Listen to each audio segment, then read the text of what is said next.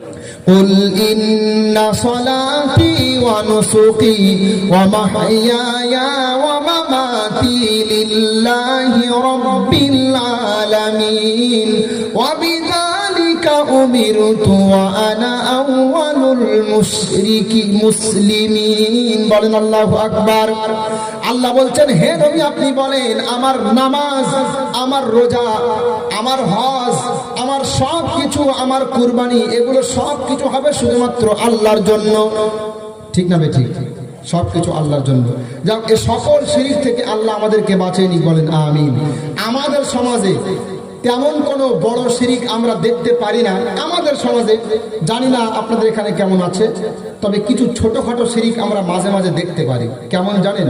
এগুলো যদিও আমরা ছোটখাটো মনে করছি, জানি না অজান্তে আল্লাহ মাফ করবেন কিনা, কিন্তু এগুলো অনেক বড় গুনাহে কাবিরা পর্যায়ের শিরক, এবং এগুলো তো অবশ্যই ঈমান ধ্বংস করার মতো শিরক। আমাদের সমাজে মেয়ে ছেলেদের মধ্যে একটা বিশ্বাস রয়েছে, বাজার থেকে যদি খাবার আনা হয় আর কোনো মহিলা যদি গর্ভবতী হয়, সেই খাবার আগুনে না ছুঁয়ে খাওয়ানো যাবে না। আপনাদের এখানে এই বিশ্বাস করে মেয়ে ছেলেরা? কেউ করে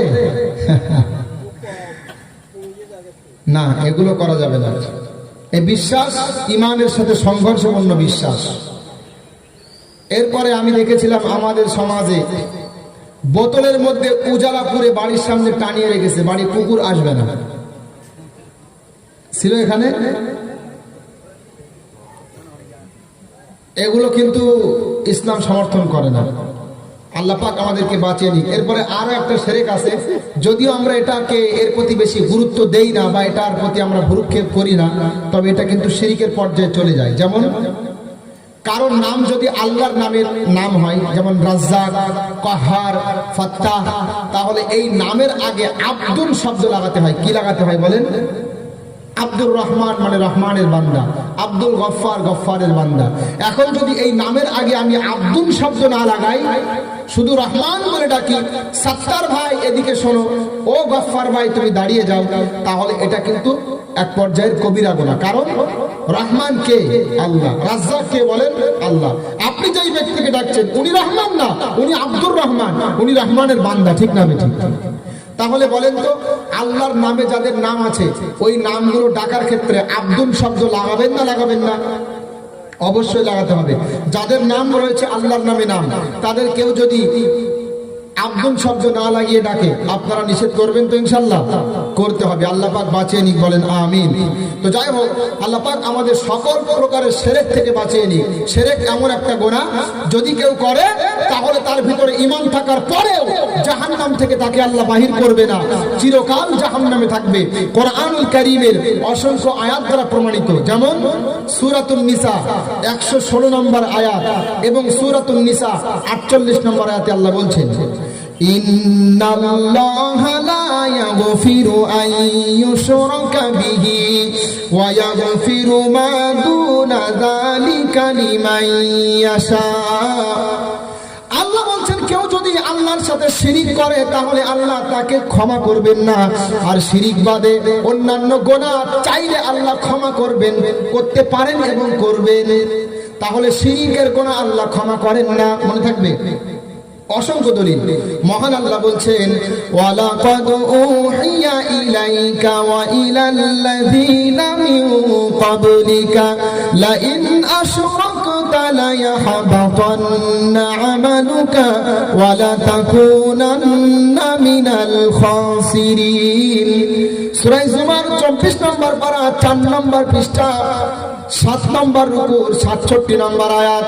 আল্লাহ বলছেন, হে নবী, আপনার কাছে ওহী পাঠানো হয়েছে এবং আপনার পূর্বে যত নবী দুনিয়াতে এসেছে আমি আল্লাহ সবার কাছে ওহী পাঠিয়েছি। যদি তোমরা শিরক করো তাহলে তোমাদের জীবনের আমলনামাগুলো ধ্বংস হবে, জীবনের ইবাদতগুলো নষ্ট হবে এবং তোমরা অবশ্যই অবশ্যই ক্ষতিগ্রস্তের অন্তর্ভুক্ত হবে। কার কথা? আল্লাহর কথা। এরপরে আল্লাহ বলছেন যে কেউ যদি শিরক করে তার যত প্রকার ইবাদত আছে এগুলো কবুল হওয়ার জন্য শর্ত হলো বিশুদ্ধ ইমানদার হওয়া।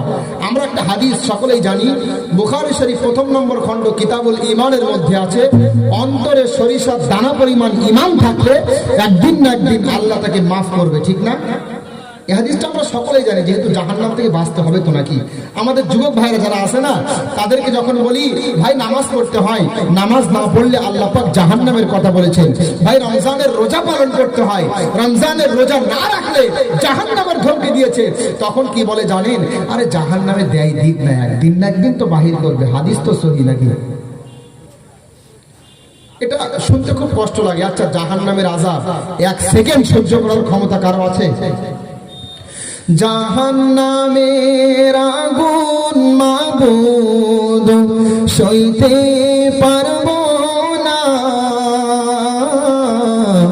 দুনিয়াতে নৌকা দাইয়া আখিরাতে কাদাইও না, দুনিয়াতে নৌকা দাইয়া আখিরাতে কাদাইও না।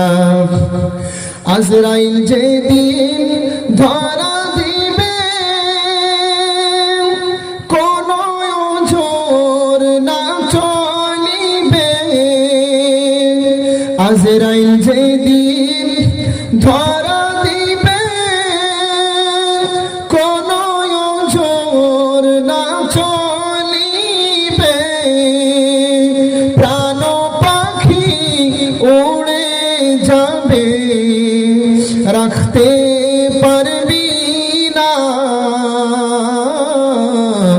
দুনিয়াতে নৌকা দাইয়া আখিরাতে কাদাইও না, দুনিয়াতে নৌকা দাইয়া আখিরাতে কাদাইও না। বলেন আমিন। জাহান্নামের আযাব 1 সেকেন্ড কারো সহ্য করার ক্ষমতা আছে? যদি কারো থাকে একটু হাতটা উঠিয়ে দেখান আমাকে, যে আমি জাহান্নামের আযাব সহ্য করতে পারবো। আমি বলে যাচ্ছি, যদি আপনি জাহান্নামের আযাব সহ্য করতে পারেন তাহলে আপনার নামাজ পড়ার দরকার নেই। আর যদি বলেন যে না, জাহান্নামে আমি যেতে চাই না, তাহলে নামাজ আপনাকে পড়তে হবে, ঠিক না? এখন যে বিষয়ে আলোচনা করছিলাম, সমস্ত ইবাদত কবুল হওয়া নির্ভর করবে বিশুদ্ধ ঈমানের প্রতি। ঈমানদার হওয়ার সাথে সাথে ভিতরে যদি শিরকি অথবা কুফরি থাকে, তাহলে তার সেই ঈমান গ্রহণযোগ্যতা পাবে না, ওই ব্যক্তির ঠিকানা হবে জাহান্নাম, ঠিক না বেঠিক? মহান আল্লাহ বলছেন, ওয়ামান আরাদাল আখিরাতা ওয়া সাআলাহা সাআয়াহা ওয়া হুয়া মুমিনুন ফাউলাইকা কানা সাআয়ুহুম মাশকুরা। সূরা বনী ইসরাঈল 15 নম্বর পারা 3 নম্বর পৃষ্ঠা 2 নম্বর রুকু 19 নম্বর আয়াত। আল্লাহ বলছেন, কেউ যদি আখিরাত পাওয়ার জন্য চেষ্টা করে, কেউ যদি আখিরাত পাওয়ার জন্য ইবাদত করে, সাথে সাথে যদি বিশুদ্ধ ঈমানের অধিকারী হয়, তার মানে অন্তরের ভিতরে শিরক এবং কুফর না থাকে, আমি আল্লাহ বলছি ওই ব্যক্তির ইবাদত আমি আল্লাহ গ্রহণ করব। বলেন সুবহানাল্লাহ। তাহলে শিরক সম্পর্কে মোটামুটি জানলাম। কিয়ামতের একটা অন্যতম নিদর্শন হলো এই উম্মত মুশরিকদের ন্যায় কর্মকাণ্ড করবে।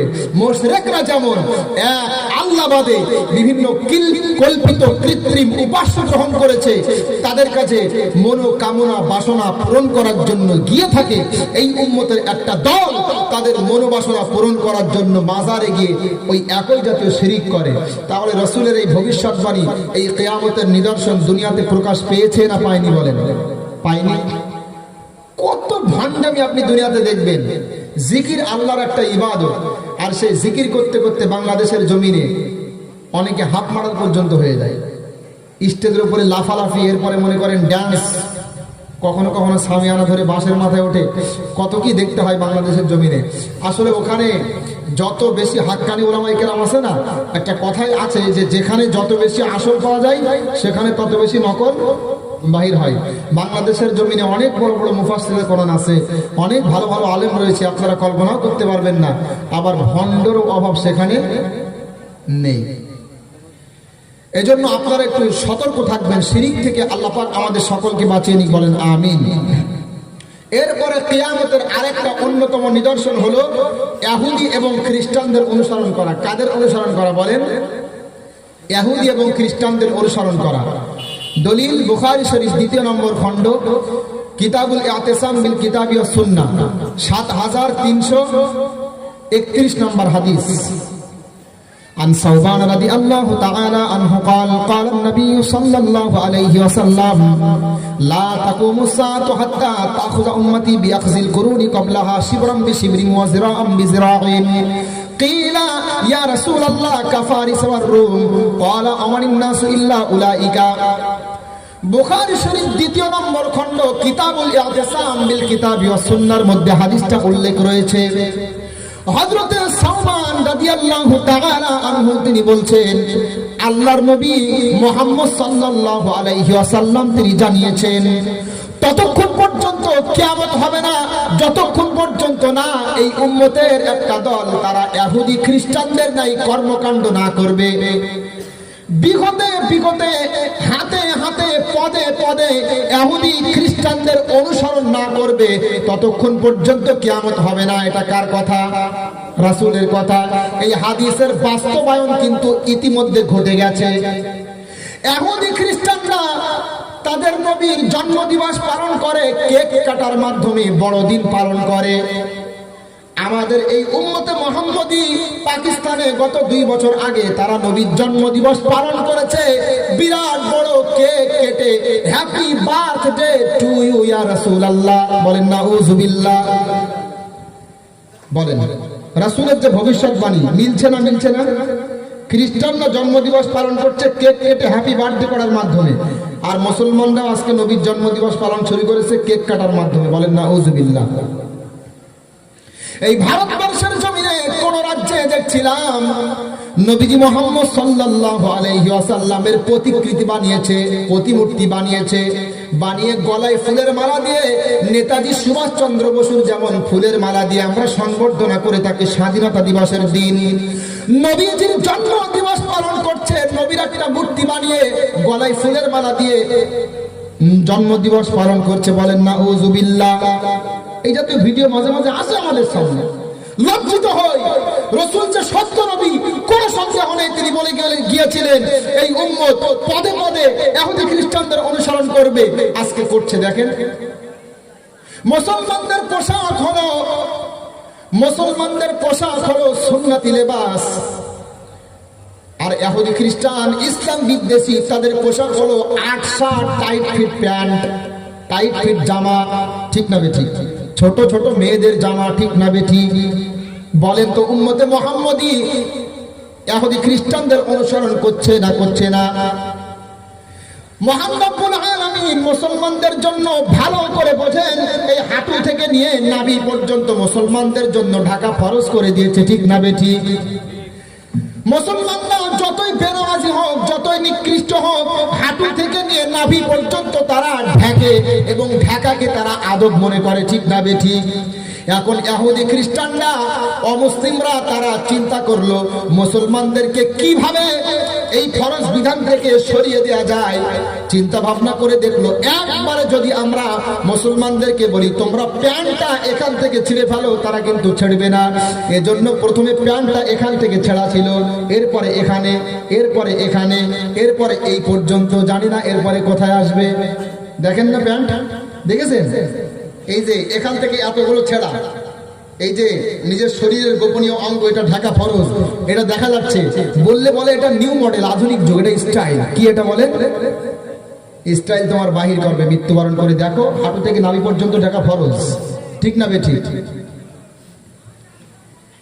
এই যে পদে পদে অনুসরণ করবে খ্রিস্টানদের দেখা যাচ্ছে।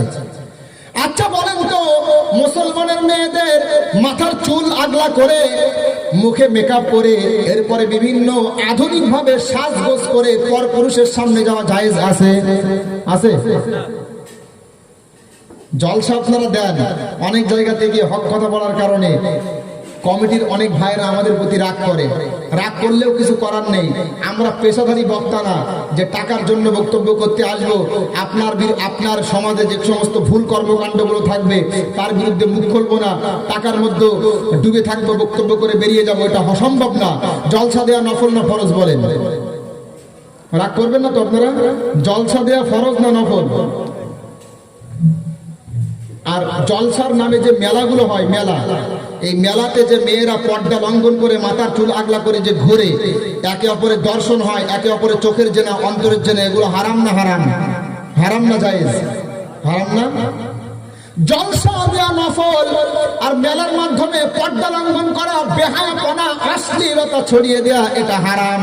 এবার বলেন তো, এখান থেকে নাভি থেকে হাঁটু পর্যন্ত ঢাকা যেমন ফরজ আর মাথায় পাগড়ি বাঁধা সুন্নাত, এখন কেউ যদি নাভি থেকে হাঁটু পর্যন্ত আলগা করে দিয়ে, লজ্জাস্থান আলগা করে দিয়ে মাথায় পাগড়ি বেঁধে রাস্তায় রাস্তায় ঘোরে, তাকে কি আমরা পাগল বলবো না বুদ্ধিমান? বলেন, পাগল না বুদ্ধিমান? মনে করেন পণ্যে কাপড় নেই, মাথায় পাগড়ি, পাগল বলবো না আমরা? জলসা দেয়া নফল, তার মানে মাথায় পাগড়ি দেয়া, আর মেলা বন্ধ করা ফরজ, মানে এগুলো ঢাকা। এবার বলেন দেখি, আপনি যদি মেলা দিয়ে জলসা দেন তাহলে ওই মাথায় পাগড়ি দিয়ে লজ্জাস্থান আগলে করে ঘুরে বেড়ানো, কথাগুলো বললে অনেকের খারাপ লাগবে না, সঠিক কথা বলছি। আপনি এইরকম জলসায় 1 লক্ষ দিবেন, 1 লক্ষ দিবেন, যা সওয়াব হবে একটা মেলা তার থেকে বেশি গুণ আপনি অর্জন করে দেবেন। ঠিক না ঠিক বলেন? কমিটির ভাইরা রাগ করবেন না, ভালোবাসি বলে বলছি। আপনারা বন্ধ না করলে না করেন, আমার সমস্যা নেই, কিন্তু আমাকে বলতে হবে। গত কয়েকদিন আগে এক জায়গাতে ছিলাম, একটা বাড়ির অনুষ্ঠান, বলতে বলতে একটা আয়াত আমি তেলাওয়াত করেছি, ইয়া আইয়ুহাল্লাযীনা আমানু ইন্নামাল খামরু ওয়াল মাইসিরু ওয়াল আনসাবু ওয়াল আজলাম রিজসুম মিন আমালিশ শাইতান। আল্লাহ বলছেন, ওহে যারা ঈমানের দাবি করো, তোমরা মদ পান করবে না, লটারি কাটবে না, জুয়া খেলবে না। কার কথা এটা? আমি বলেছি লটারির বিরুদ্ধে। তখন সঙ্গে সঙ্গে সামনে থেকে এক ভাই বলছে, হুজুর আপনার দাওয়াত কিন্তু বন্ধ হয়ে যাবে। কেন? এ বাড়িওয়ালা যার বাড়িতে আপনি এসেছেন লটারির টাকায় বিল্ডিং বানিয়েছে। বলেন, সে যদি লটারির টাকায় বিল্ডিং বানায় তা আমার কি? আমার তো বলতে হবে। আমার সামনে কে ঘুষখোর, কে সুদখোর, কে খিখোর, কে বিড়িখোর, কে তামাকখোর, আমি তো দেখতে যাবো না। সঠিক কথা আমাকে বলতে হবে, ঠিক না বেঠিক? এটা দরুদ শরীফ পড়ে।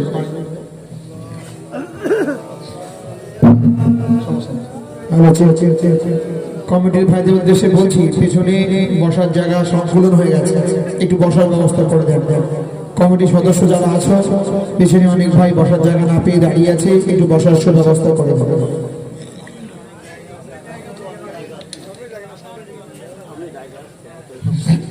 সামনের দিকে একটু এগিয়ে আসেন, তাহলে হয়ে যাবে ইনশাল্লাহ। সামনের দিকে, সামনে জায়গা খালি রাখবেন না, এটা বলতে হবে কেন আপনাদেরকে? কোরআন এবং হাদিসের আলোচনা যত সময় থাকবো, হাদিস এবং কোরআনের কথা, অনেক গুরুত্বপূর্ণ বিষয় বাকি যেগুলো আমাদের জীবনে দরকার। বক্তারা বলে না, অনেক গুরুত্বপূর্ণ বিষয় যেগুলো আমাদের জন্য দরকার, কিন্তু বক্তারা অনেকে বলে না। এই জন্য আমি বলছি, আপনারা এই পিছনে ভিড় না করে সামনে এগিয়ে আসেন না, একটু জায়গাগুলো পূরণ করেন, ভালো হবে। পেছনে বসার জায়গা করেন। অল্প সময় আলোচনা করব, রাত হয়েছে আমি বুঝতে পারছি। আমি সাধারণত দাওয়াত নেওয়ার আগে রাত 8টা থেকে 10টা এটা আমি বলে দিই, কারণ বেশি রাত জাগলে আমার সমস্যা হয়। পড়াশোনা আমি মেহনত করেছিলাম ছোটবেলায়, যার কারণে শারীরিকভাবে খুব একটা সুস্থ না আমি। তো এখানে যেহেতু নতুন জায়গা, ভাইয়া যা করেছেন আমি সেটা মানতে বাধ্য হয়েছি বা মেনেছি আর কি। সমস্যা নেই, রাত একটু হলেও আশা করি এই সময়টা বৃথা যাবে না। মহান আল্লাহ বলছেন, ওয়া ইযা কুরিআল কুরআনু ফাসতামিউ লাহু ওয়া আনসিতু লাআল্লাকুম তুরহামুন।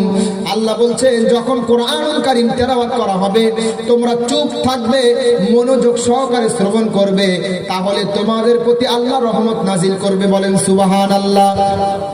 এই যে কোরআনের আয়াত তেলাওয়াত শুনলে তার উপরে আল্লাহর রহমত নাজিল করে। বলেন সুবহানাল্লাহ।